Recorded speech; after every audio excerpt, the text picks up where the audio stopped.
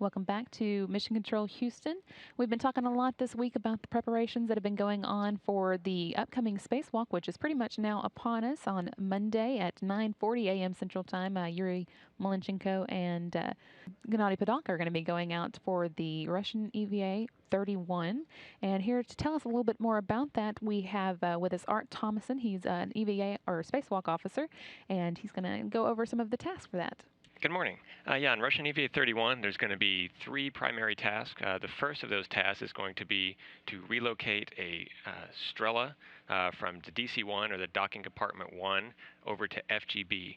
The reason they're doing this is DC-1 is eventually going to be replaced by a new module, so they're getting this Strela off of there.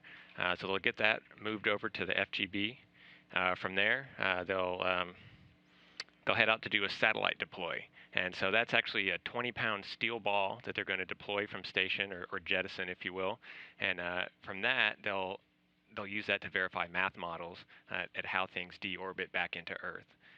From there, their final task is they're going to be installing some protective shields on the outside of station.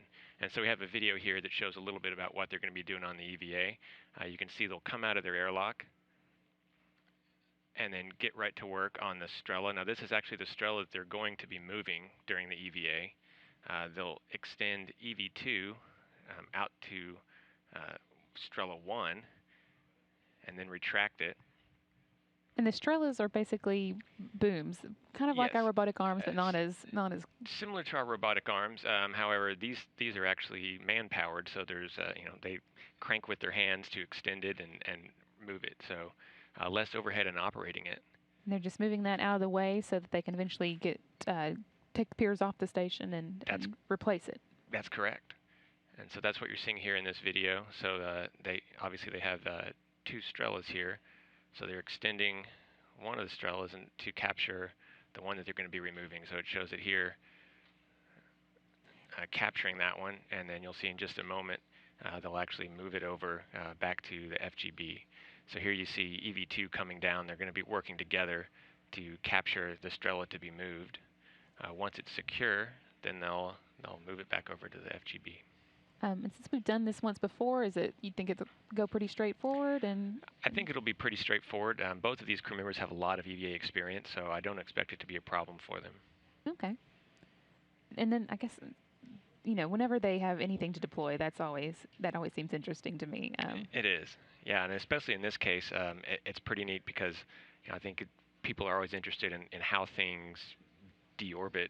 There's small amounts of air, things like that are going to slow it down. So when you have a steel ball like this, it doesn't really matter their orientation. A lot of the things that we've jettisoned before are things like MLI, which is a thermal blanket, which those things, it really makes a difference on how it's oriented in space. So the orientation doesn't matter as much.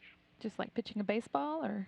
Similar to that, they actually have a contraption that's going to release it so that it's more a controlled release. Okay, and it's to let the teams on the ground practice tracking. Is that? That's right. So they'll track it, and it's going to be used to verify models and just better understand how things deorbit. Okay. So here you can see they're still at work on stowing that Strela or relocating it. Once they get it back into place on the FGB, they stow it so that it's out of the way. And from there, they translate back down the Strela. So you can see this is a telescoping piece of equipment that they can extend and retract by hand. So here you see Gennady riding back on the tip. They'll put this one back in place, Strela 1, and they'll secure that back to structure. Now you'll see this object flashing here as an external experiment.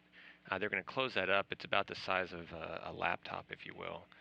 So they'll close that up and bring it back inside. It's technically a get-ahead, so they'll get it closed here, and then I guess we'll see how time's going on the EVA and potentially bring it in. Since it's right there, it's a get-ahead of opportunity, if you will. Sure. And the spacewalk's scheduled to last about 6.5 hours? That's correct. Here's the satellite. That's correct. Yeah, you see the spherical satellite. As I mentioned, it was a 20-pound ball, so it's a pretty heavy thing when you have gravity. It's 21 inches in diameter. Looks a little like a bowling ball. Yeah. And so, like some of the things that I mentioned earlier, thermal blankets that we've let go of before, then they don't have much mass, so they slow down quicker. This is a heavier object, so I think they're able to characterize how it deorbits a little bit better using something like this. Okay. And I think the metallic portion of it too makes it easier to track. Sure, that makes sense. So we saw that satellite get deployed, and then here some video on their final task. This is going to be installing a few protective shields. These shields protect from micrometeorite debris on the outside of station. So they're going to be installing these on the service module. You can see those being put into place right here. And I know we kind of replace things like that fairly often, right? Is it just to make sure the station has the best protection possible? Or? That's correct. Yeah. Here you can see one of the other experiments called BioRisk that they're potentially bringing inside. This is a get-ahead task.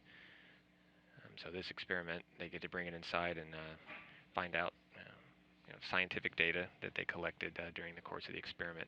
The final get-ahead here is to put struts on the ladder on the outside of docking compartment 1 just to stiffen that up. Eventually, when docking compartment 1 is replaced, they'll then they'll move that ladder over. And that's a ladder that's used by spacewalkers when they're out doing these sorts of tasks. Yeah, so right when they come out of the airlock, they climb out on that ladder. Okay. All right. Well, so, this being a Russian spacewalk, how much does the U.S. flight control team here in Houston get involved? For this one, we're definitely not involved in the same level we are for U.S. spacewalk. A U.S. spacewalk, we do the training on the ground, we write the procedures, and then when the crew is performing the task, we're walking them through step by step and helping them with any problems that they run into. For the Russian EVA, they are borrowing a few of our U.S. tools. One of those is the wireless video system. So it's basically a video camera that's mounted to the crew's helmet. So for that, now you'll get to see the point of view of the crew member and watch them work, see what they're seeing. So they're borrowing that tool. They're also borrowing a few tethers that we have. Okay. So we're involved with getting those over to them, making sure they're configured correctly for them. We're also following along for the spacewalk. So we definitely don't have control of what's going on, but we're watching, and for our U.S. systems as well as things that are going to affect the wireless video system, we make sure that all the proper inhibits are in place, things are powered down, things that may interfere with the wireless video system. So we are involved, but on a much smaller scale. Well, I know NASA TV viewers are always glad to know that there's going to be helmet camera views. Yes. Okay. Well, and I know they've been spending pretty much all week getting ready for it, and we're even getting ready already for the U.S. spacewalk that's coming up at the end of the month. I think today, though, they were trying on their Orlons, just doing some final checks and making sure they were fitting right and everything. Yeah, that's correct. It's kind of a dress rehearsal, if you will, making sure that the suit fits correctly. They can make last-minute adjustments, so they don't have to take the time to do that on the day of the spacewalk. They get to translate around a little bit inside their airlock to make sure that they're comfortable in the suit, get a little bit of practice before the real day. Okay. So I think everything's gone smoothly so far in all the preparations, though. Yes. So we should be ready to go on Monday, 9:40 a.m. Central Time. That's correct. All right. Well, thank you so much for coming and talking with us about it, and we'll be watching on Monday. Well, thank you.